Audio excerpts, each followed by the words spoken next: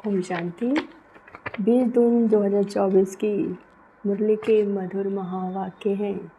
मीठे बच्चे, अब चने मुट्ठी के पीछे अपना समय बर्बाद नहीं करो। अब बाप के मददगार बन बाप का नाम वाला करो। प्रश्न है, इस ज्ञान मार्ग में तुम्हारे कदम आगे बढ़ रहे हैं, उसकी निशानी क्या है? उत्तर है, जिन बच्चों को शांति धाम और सुख धाम सदा याद रहता है। याद के समय बुद्धि कहाँ पर भटकती नहीं, बुद्धि में व्यर्थ के ख्यालात नहीं आते, बुद्धि एकाग्र है, झुटका नहीं आते, खुशी का पारा चढ़ा हुआ है, तो इससे सिद्ध है कि कदम आगे बढ़ रहे हैं। ओम शांति। बच्चे इतना समय यहाँ बैठे हैं, दिल में भी आता है कि हम जैसे शिवालय में बैठे हैं। शिव बाबा भी याद आ जाता है, स्वर्ग भी याद आ जाता है। याद से ही सुख मिलता है। यह भी बुद्धि में याद रहे, हम शिवालय में बैठे हैं तो खुशी होगी। जाना तो आखिरी सभी को शिवालय में है, शांति धाम में कोई को बैठ नहीं जाना। वास्तव में शांति धाम को भी शिवालय कहेंगे, सुख धाम को भी शिवालय कहेंगे। दोनों स्थापना करते हैं। तुम बच्चों को याद भी दोनों को करना है। वह शिवालय है शांति के लिए, वह शिवालय है सुख के लिए। यह है दुख धाम। अभी तुम संगम पर बैठे हो। शांति धाम और सुख धाम के सिवाय और किसी को भी याद नहीं होनी चाहिए। कल कहाँ भी बैठे हो, धंधे आदि में बैठे हो, तो भी बुद्धि में दोनों शिवालय याद आना चाहिए। दुखधाम भूल जाना चाहिए। बच्चे जानते हैं यह विश्यालय दुखधाम अब खत्म हो जाना है। यहाँ तुम बच्चों को झुटका आदि भी नहीं आना चाहिए।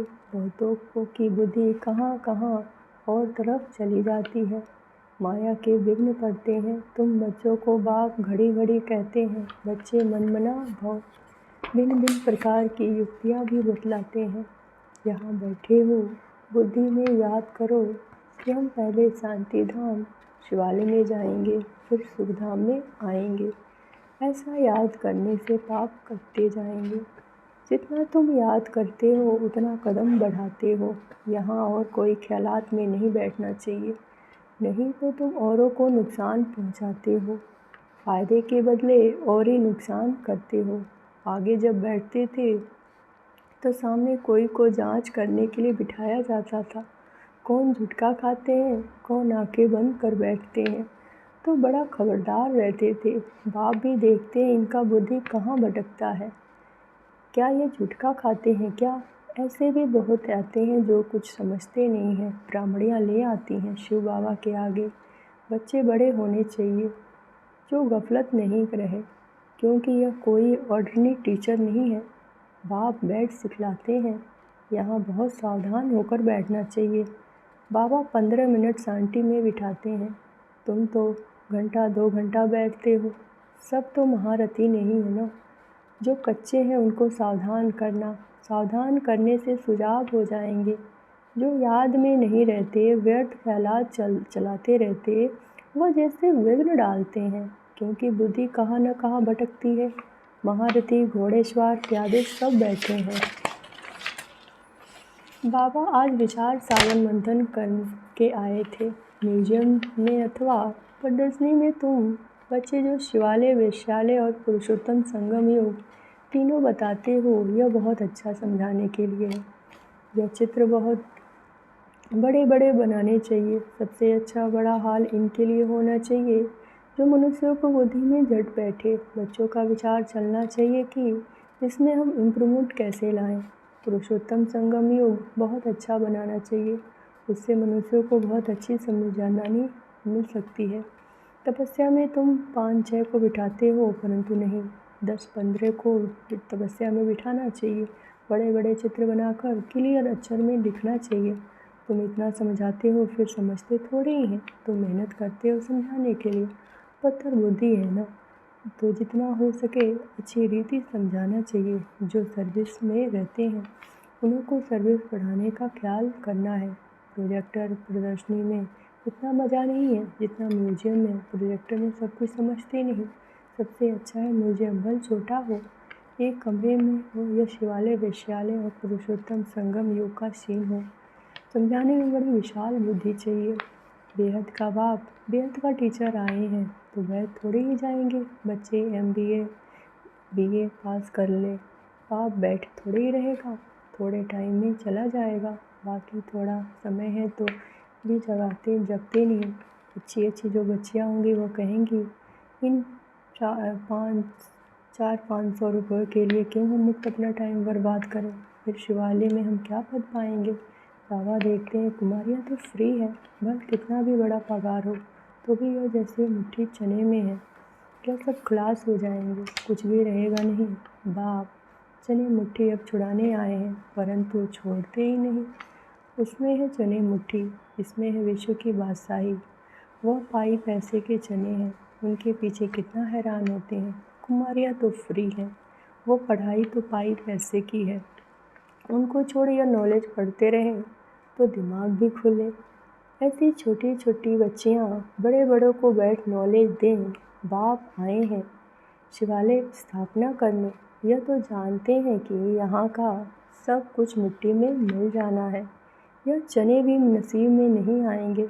किसी की मुट्ठी में 5 चने अर्थात 5 लाख होंगे, वो भी खत्म हो जाएंगे। अभी टाइम बहुत थोड़ा है। दिन प्रतिदिन हालत ख़राब होती जाती है, अचानक आफतें आ जाती हैं, मौत भी अचानक होते रहते हैं। मुट्ठी में चने होते भी प्राण निकल जाते हैं। तो मनुष्यों को इस बंदरपने से छुड़ाना है। सिर्फ म्यूजियम देख खुश नहीं होना, कमाल कर दिखाना है, मनुष्यों को सुधारना है। बाप तुम बच्चों को विश्व की बादशाही दे रहे हैं, बाकी तो भोगरा चना भी किसी को नसीब में नहीं आएगा, सब खत्म हो जाएंगे। इससे तो क्या न बाप से बादशाही ले लो। कोई तकलीफ की बात नहीं, सिर्फ बाप को याद करना है और स्वदर्शन चक्र फहराना है। भोगरों से चनों से मुट्ठी खाली कर, हीरे जवाहरों से मुट्ठी भरकर जाना है। बाप समझाते हैं, मीठे बच्चे, इन चने मुट्ठी के पिछाड़ी तुम अपना समय क्यों बर्बाद करते हो। हाँ, कोई बुजुर्ग है, बाल बच्चे बहुत हैं, उनको संभालना होगा। कुमारियाँ के लिए तो बहुत सहज है। कोई भी आए तो उनको समझाओ कि बाप हमको यह बादशाही देते हैं तो बादशाही लेनी चाहिए ना। अभी तुम्हारी मुट्ठी हीरों से भर रही है, बाकी और सब विनाश हो जाएंगे। बाप समझाते हैं, तुमने 63 जन्म पाप किए हैं। दूसरा पाप है बाप और देवताओं की ग्लानि करना, भिखारी बने और गालियाँ भी दी। बाप की कितनी ग्लानि की। बाप बच्चों को बैठ समझाते हैं, बच्चे टाइम नहीं गंवाना चाहिए, ऐसे नहीं। बाबा हम याद नहीं कर सकते, बोलो बाबा हम अपने को आत्मा याद नहीं कर सकते, अपने को भूल जाते हैं। दे अभिमान में आना गोया अपने को भूलना। अपने को आत्मा याद नहीं कर सकते तो बाप को फिर कैसे याद करेंगे। बहुत बड़ी मंजिल है, सहज भी बहुत है, बाकी हाँ माया का ऑपोजिशन होता है। मनुष्य गीता आदि भल पढ़ते हैं परंतु अर्थ कुछ भी नहीं समझते। भारत की है ही मुख्य गीता। एक धर्म अपना अपना एक शास्त्र है, जो धर्म स्थापना करने वाले हैं उनको सतगुरु नहीं कह सकते, यह बड़ी भूल है। सतगुरु तो एक ही है, बाकी गुरु कहलाने वाले ढेर है। कोई ने कारपेंटर का काम किया सिखाया, इंजीनियर का काम किया सिखाया, वो भी गुरु हो गया। हर एक सिखलाने वाला गुरु होता है, सतगुरु एक ही है। अब तुमको सतगुरु मिला है, वह सत्य बाप भी है तो सत्य टीचर भी है। इसलिए बच्चों को जास्ती गफलत नहीं करनी चाहिए। यहाँ से अच्छी रीति रिफ्रेश होकर जाना चाहिए है, फिर घर जाने से यहाँ का सब भूल जाते हैं। गर्भ जेल में बहुत सजाएं मिलती है, वहाँ तो गर्भ महल होता है, विकर्म कोई होता नहीं तो सज़ा खानी पड़े। यहाँ तुम बच्चे समझते हो हम बाप से सम्मुख पढ़ रहे हैं, बाहर अपने घर में तो ऐसे नहीं कहेंगे, वहाँ समझेंगे भाई पढ़ाते, यहाँ तो डायरेक्ट बाप के पास आए हैं। बाप बच्चों को अच्छी रीति समझाते हैं, बाप की ओर बच्चों को समझाने में फ़र्क हो जाता है। बाप बैठ बच्चों को सावधान करते हैं, बच्चे कह समझाते हैं। तुम शिवालय और वेश्यालय को समझाते हो बेहद की बात, यह क्लियर कर दिखाओ तो मनुष्यों को कुछ मज़ा आए। वहाँ तो ऐसे ही हंसी कुड़ी में समझाते हो। सीरियस हो समझाओ तो अच्छी रीति समझे, रहम करो अपने पर। क्या एक विद्यालय में ही रहना है? बाबा के ख्यालात तो चलते हैं ना, कैसे कैसे समझाएं। बच्चे कितनी मेहनत करते हैं, फिर जैसे डिब्बी में ठिकरी हाँ हाँ करते रहते। बहुत अच्छा, गाँव में समझाना चाहिए, खुद नहीं समझते। साहूकार पैसे वाले लोग समझेंगे भी नहीं, बिल्कुल अटेंशन नहीं देंगे। वो पिछाड़ी में आएंगे, फिर टू लेट हो जाएंगे। न उनका धन काम में आएगा, न युग में रह सकेंगे। बाकी हाँ, सुनेंगे तो प्रजा में आएंगे। गरीब बहुत ऊंचा पद पा सकते हैं। तुम कन्याओं के पास क्या है? कन्या को गरीब कहा जाता है क्योंकि बाप का वर्षा तो बच्चों को मिलता है, बाकी कन्यादान दिया जाता है तब विकार में जाती है। कहेंगे शादी करोगे तो पैसे देंगे, पवित्र रहना तो भाई पैसे भी नहीं देंगे। मनोवृत्ति देखो कैसी है। तुम कोई से भी डरो मत, खुली रीति समझाना चाहिए। फुर्त होना चाहिए। तुम तो बिल्कुल ही सच कहो। यह है संगम युग। उस तरफ है चने मुट्ठी, इस तरफ है हीरो की मुट्ठी। अभी तुम बंदरों के से मंदिर लायक बनते हो। पुरुषार्थ कर हीरे जैसा जन्म लेना चाहिए। शक्ल भी बहादुरी शेरनी जैसा होना चाहिए। कोई कोई की शक्ल जैसे ऋण बकरी मिसल है, थोड़ा आवाज़ में डर जाएंगे। तो बाप सभी बच्चों को खबरदार करते हैं, कन्याओं को तो फंसना नहीं चाहिए, और ये बंधन में फंसेंगे तो विकार के लिए डंडे खाएंगे।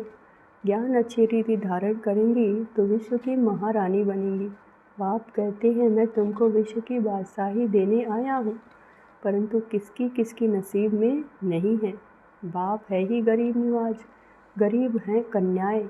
माँ बाप शादी नहीं करा सकते तो दे देते हैं, तो उनको नशा चढ़ना चाहिए। हम अच्छी रीति पढ़कर पद तो अच्छा पाएँ। अच्छे स्टूडेंट जो होते हैं वो पढ़ाई पर ध्यान देते हैं। हम पास विद ऑनर हो जाएं, उनको फिर स्कॉलरशिप मिलती है। जितना पुरुषार्थ करेंगे उतना उच्च पद पाएंगे, वो भी 21 जन्मों के लिए। यहाँ है अल्पकाल का सुख, आज कुछ मर्तबा है कल मौत आ गया, खल्लास। योगी और भोगी में फ़र्क है ना।